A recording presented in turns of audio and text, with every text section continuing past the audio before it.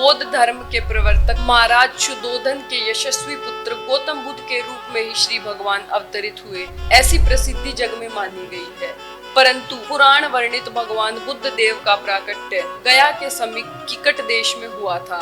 उनके पुण्यात्मा पिता का नाम अजन बताया गया है। यह प्रसंग पुराण वर्णित बुद्ध अवतार का ही है। दैत्यों की शक्ति बढ़ गई थी, उनके सम्मुख देवता टिक नहीं सके। दैत्यों के भय से देवता भागने लगे थे। दैत्यों ने देवधाम स्वर्ग पर अधिकार कर दिया था। वो स्वतंत्र होकर देवताओं के वैभव का उपभोग करने लगे थे, किंतु उन्हें प्राय चिंता बनी रहती थी, पता नहीं कब देवगण समर्थ होकर पुनः स्वर्ग छीन लेंगे। साम्राज्य की कामना से दैत्यों ने देवराज इंद्र का पता लगाया और उनसे पूछा, हमारा अखंड साम्राज्य स्थिर रहे, आप इसका उपाय बताइए।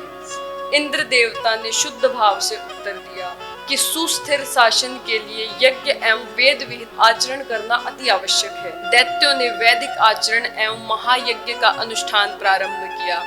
फलतः उनकी शक्ति उत्तरोत्तर बढ़ने लगी। स्वभाव से ही उद्दंड और निरंकुश दैत्यों का उपद्रव बढ़ा। जगत में असुर भाव का प्रसार होने लगा। असहाय और निरुपाय दुखी देवगण जगतपति भगवान श्री विष्णु के पास गए, उनसे करुण प्रार्थना की। श्री भगवान ने बुद्ध का रूप धारण किया। उनके हाथ में मार्जनी थी और वे मार्ग को बुहारते हुए उस पर चरण रखते थे। इस प्रकार भगवान बुद्ध दैत्यों के समीप पहुँचे और उन्हें उपदेश दिया, यज्ञ करना पाप है, यज्ञ से जीव हिंसा होती है, यज्ञ की प्रज्वलित अग्नि में कितने जीव भस्म हो जाते हैं। देखो, मैं जीव हिंसा से बचने के लिए कितना प्रयत्नशील रहता हूँ। पहले झाड़ू लगाकर पथ को साफ करता हूँ, तब उस पर पैर रखता हूँ। सन्यासी बुद्ध देव के उपदेश से दैत्यगण प्रभावित हुए। उन्होंने यज्ञ एवं वैदिक आचरण का परित्याग कर दिया।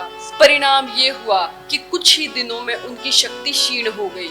फिर क्या था, देवताओं ने उन दुर्बल एवं प्रतिरोधहीन दैत्यों पर आक्रमण कर दिया। असमर्थ दैत्य पराजित हो गए और प्राण रक्षा के लिए यत्र तत्र भाग खड़े हुए। देवताओं का स्वर्ग पर पुनः अधिकार हो गया। इस प्रकार सन्यासी के वेश में भगवान बुद्ध ने त्रिलोक्य का मंगल किया।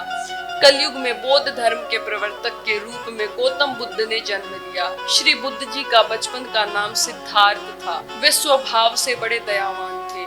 किसी का किंचन मात्र भी दुख देख लेते तो विकल हो जाते थे। यही कारण है कि उनके पिताजी राजा शुद्धोधन की ओर से राज्य में ऐसी व्यवस्था की गई कि कोई दुखमय प्रसंग इनके सामने न आए।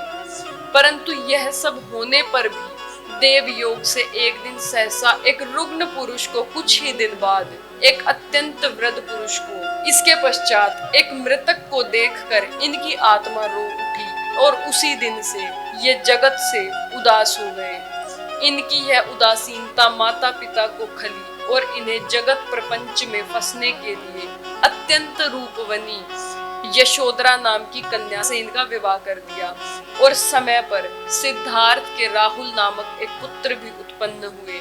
परंतु उदासीनता मिटी नहीं, बल्कि बढ़ती ही गई। परिणाम स्वरूप अपनी प्रिय पत्नी यशोधरा, नवजात पुत्र राहुल, स्नेह मूर्ति पिता महाराज शुद्धोधन तथा राज्य, इन सब को छोड़कर युवावस्था में ही गौतम बुद्ध घर से निकल पड़े। केवल तर्कपूर्ण बौद्धिक ज्ञान उन्हें संतुष्ट करने में असमर्थ था। उन्हें तो रोग पर, बुढ़ापे पर और मृत्यु पर विजय पानी थी। उन्हें शाश्वत जीवन अमृतत्व अभिष्ट था। प्रख्यात विद्वानों, शास्त्रज्ञों के समीप वो गए, किंतु वहां भी उनको संतोष नहीं हुआ। आश्रम में विद्वानों से निराश होकर वे गया के समीप वन में आए और तपस्या करने लगे। सर्दी गर्मी वर्षा में भी बुद्ध जी वृक्ष के नीचे अपनी वेदिका पर ही बैठे रहते। उन्होंने सब प्रकार का आहार बंद कर दिया था। दीर्घकालीन तपस्या के कारण उनके शरीर का मांस और रक्त सूख गया। केवल हड्डियां, नसें और चर्म ही शेष रह गया। गौतम जी का धैर्य अविचल था। कष्ट क्या है, इसे वे अनुभव ही नहीं करते थे, किंतु उन्हें अपना अभिष्ट प्राप्त नहीं हो रहा था। सिद्धियां मंडराती, परंतु एक सच्चे साधक, सच्चे मुमुक्षु के लिए सिद्धियां बाधक है। अतः गौतम ने उन पर दृष्टिपात ही नहीं किया। एक दिन जहां गौतम तपस्या कर रहे थे, उस स्थान के समीप मार्ग से कुछ स्त्रियां गाती बजाती हुई निकली। वे जब गौतम की तपोभूमि के पास पहुंची तब एक गीत गा रही थी जिसका आशय था, सितार के तारों को ढीला मत छोड़ो, नहीं तो वे बेसुरे हो जाएंगे, परंतु उन्हें इतना खींचो भी मत कि वो टूट जाएं। गौतम के कानों में वह संगीत ध्वनि पड़ी। उनकी प्रज्ञा में सहसा प्रकाश आ गया। साधना के लिए केवल कठिन तपस्या ही उपयुक्त नहीं है, संयमित भोजन एवं नियमित निद्रा व्यवहार भी आवश्यक है। प्रकार सम्यक बोध प्राप्त कर लेने पर गौतम का नाम गौतम बुद्ध पड़ा। तत्व ज्ञान होने के बाद भगवान बुद्ध वाराणसी चले गए और अपना सर्वप्रथम उपदेश उन्होंने सारनाथ में दिया। उपदेश क्या था? उपदेश में सत्य, अहिंसा, असत्य, अप्रिग्रह, ब्रह्मचर्य, नृत्य गान आदि का त्याग, सुगंध माला का त्याग, असमय भोजन त्याग, कोमल शैया का भी त्याग, कामिनी कंचन का भी त्याग, ये 10 सूत्र अपने दुख उन्मूलन एवं निर्वाण प्राप्ति में परम उपयोगी बताए हैं। धर्मम शरणम गच्छामि, बुद्धम शरणम गच्छामि, संघम शरणम गच्छामि, यह बुद्ध जी का शरणागति का मंत्र है।